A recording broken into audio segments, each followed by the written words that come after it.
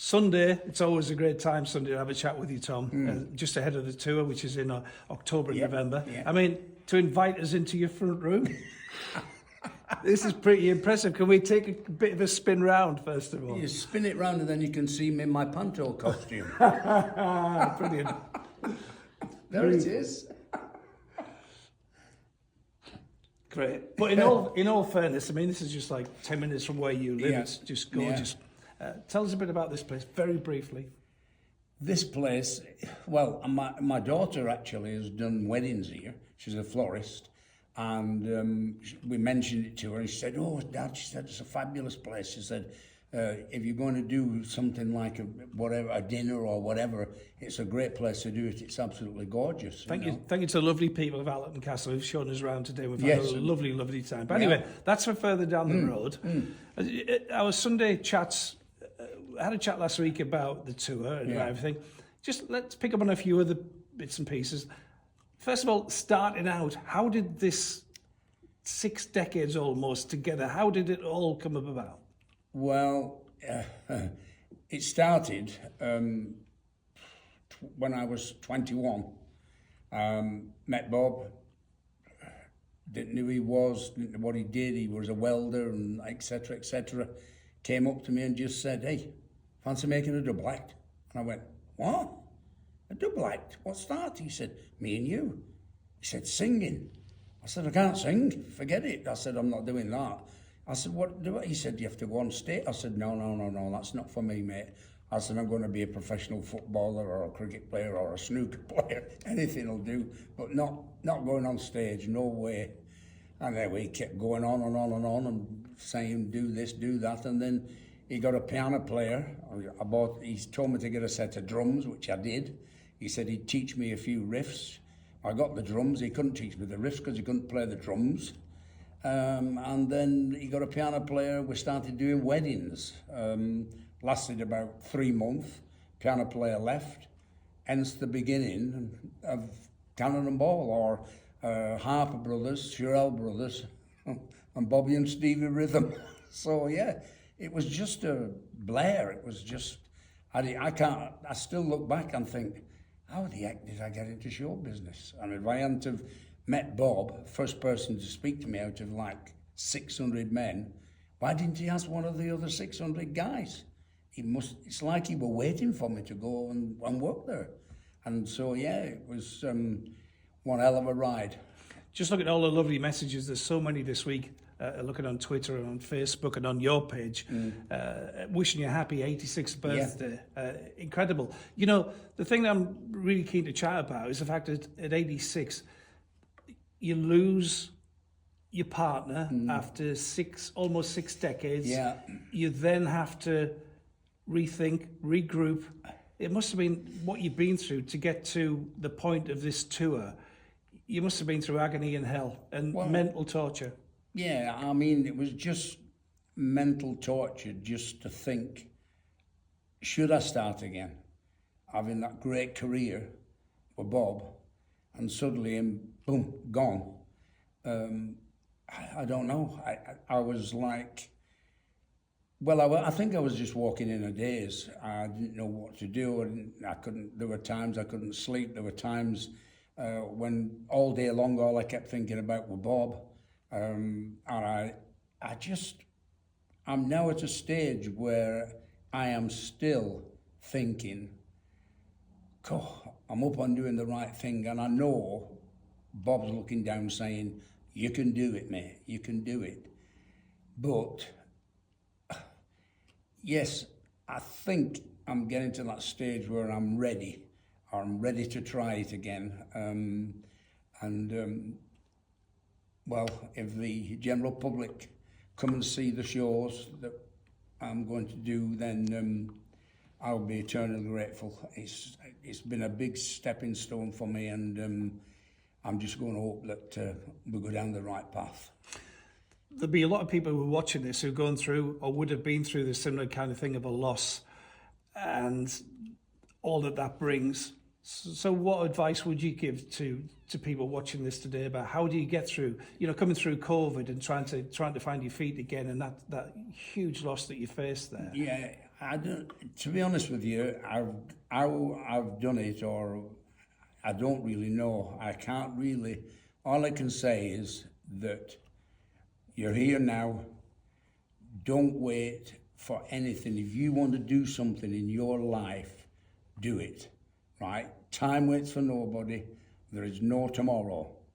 Do whatever you want to do. Live your life to the full, and that's what I've took on board. And you know, God willing, that's what I'm going to do. I think people also watching this will be surprised at your vulnerability, that you've that little area there, which is still that little bit of self-doubt after all you've achieved. You know, when you look at 20 million viewers year in, year out for ITV, the big box office attraction at the Pantos and the summer shows. So people are looking at it, think, oh, I didn't expect him to be so, that little underlying under... Well, yeah, it is. It's you know, having worked with Bob for all these years, he was such a funny lad. I mean, I got as much fun working with Bob as the audience would do. The times that we made a mess of things and laughed about it was really, really joyful. I think about the Jimmy Tarbuck sketch we did, and I laughed all the way through it. And even now, I don't know why I did it. And and I'm lucky because I've also got a great family. I've got a lovely wife, Hazel, who was a ex-dancer, Bluebell Girls, Black and White Minstrel Shows. She went all over the blinking world.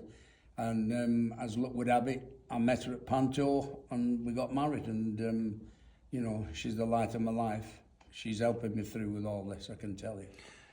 And the contact is great for you with the fans. They're looking on the social media, looking on your Rock on Tommy page, which for the tour, which is coming up in October and November. Yeah. You know, you look on there and there's so much warmth. Come on, you can do this. Yeah. That must give you, when you go on and read that and you're replying to stuff, it must give you a huge amount of encouragement to believe you can do it. It does. And, you know, I thank them from the bottom of my heart. Even now when I go out on a show, I thank the people for keeping me and Bob at the top of the tree. 20 million viewers every Saturday night was, you know, we didn't even know that was happening until David Bell, the head of Light Entertainment, came in one day and he said, all right, boys. I said, yeah, David, good. He said, do you know how many viewers you're getting? I said, no, I have no idea. He said, you're getting 20 million viewers. I said, 20 million people watching us, oh my God. And it was just unbelievable. And then as time went on and we got more popular with the fans and stuff, and things like Rock on Tommy came in, you know, I mean, you think to yourself, how did all that happen? I mean, you know, was it meant to be? Because to my mind, yes, it seemed like Bob were waiting for someone to say, do you fancy making a double act? I know it sounds daft, but I think it was. I really believe that you're born, you go along a path that's designated for you. Yeah, you can come off it, you can change it a little bit, but you always go back on that path. And that is what's going to keep me going.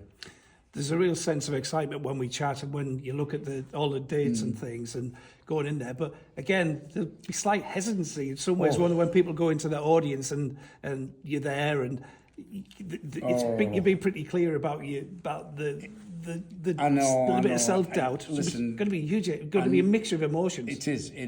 It's going to be unbelievable because I did a charity thing, I think it was. Well, it was with Freddie, Parrotface Davis, and I was stood behind the curtain waiting to go on, and all of a sudden I went, oh, I'm on my own. Oh. And I went like this, and I thought, oh, Tom, control yourself. Microphone was shaking in my hand. I went, oh my God. Curtains were open, and I flew to the front of the stage, like the audience were going to leave. And I went, oh, good evening, everybody.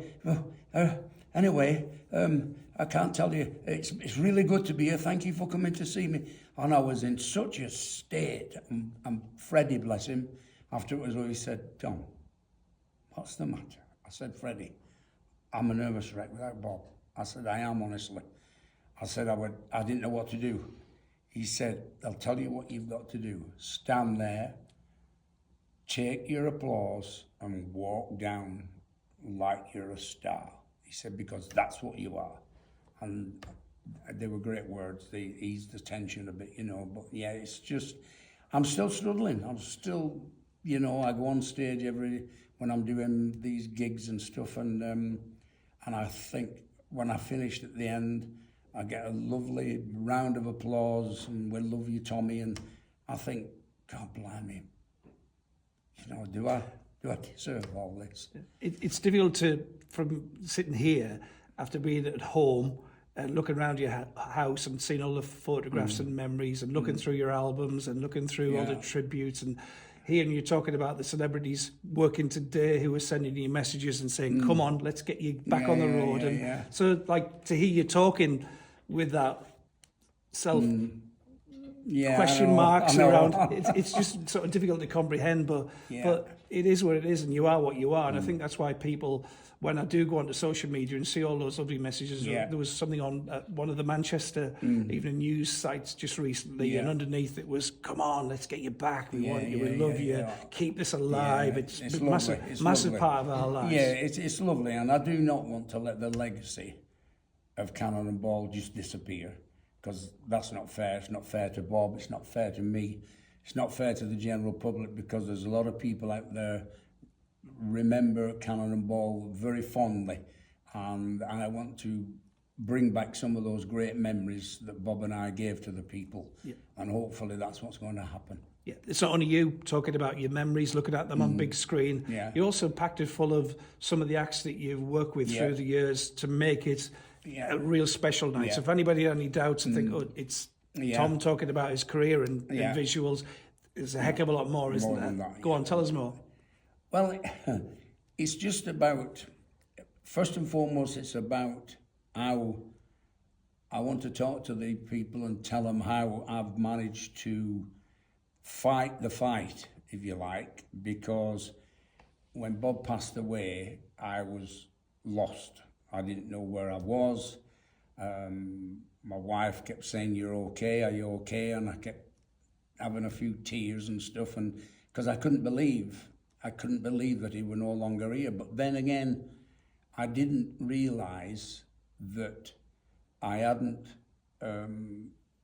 shed enough tears, because I kept thinking, come on, you've got to be hard, Tommy. You know, only babies cry, and you know, and because in a lot of ways that's how I was brought up as a kid, and so it just takes time for everything to sink in and accept the fact that, God bless him, he's passed away, and I know he's looking down and saying, come on, you can do this, mate, you can do it.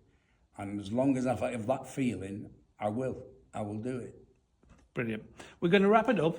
We'll leave it just about there, but we're going to talk about the acts that are going to be part of the show when you get into the theatres, which we're now counting down to October and November, and all the details are here for people to see, to get out and buy tickets. Just tell us, you've self-selected some of the people. Leah Bell is hugely established through many decades, TV, headlining cabaret shows, and loads, you've got other people in around that as well, dancers. Yeah, we've got dancers. We've got big screens to show stuff that Bob and I did on TV. We've got I won't tell them, but there's a picture of me as a baby, but bygone.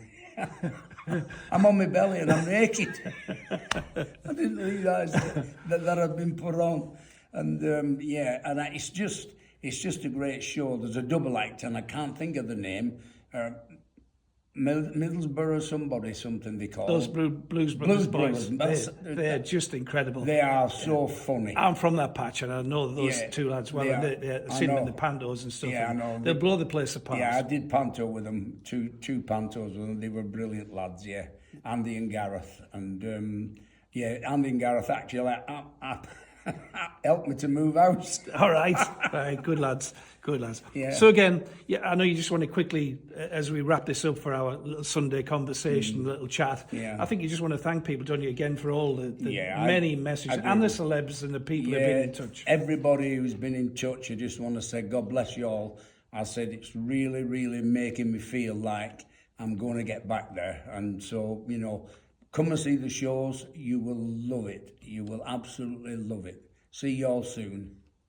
And you're not going to finish off with a Oh, rock on, everybody. come on. and, because so many people picked up on it, the last conversation we had, a little burst of Together We'll Be Oh, Okay. laugh me a laugh, grin me a grin, and then I know that we can win. Rock on, everybody.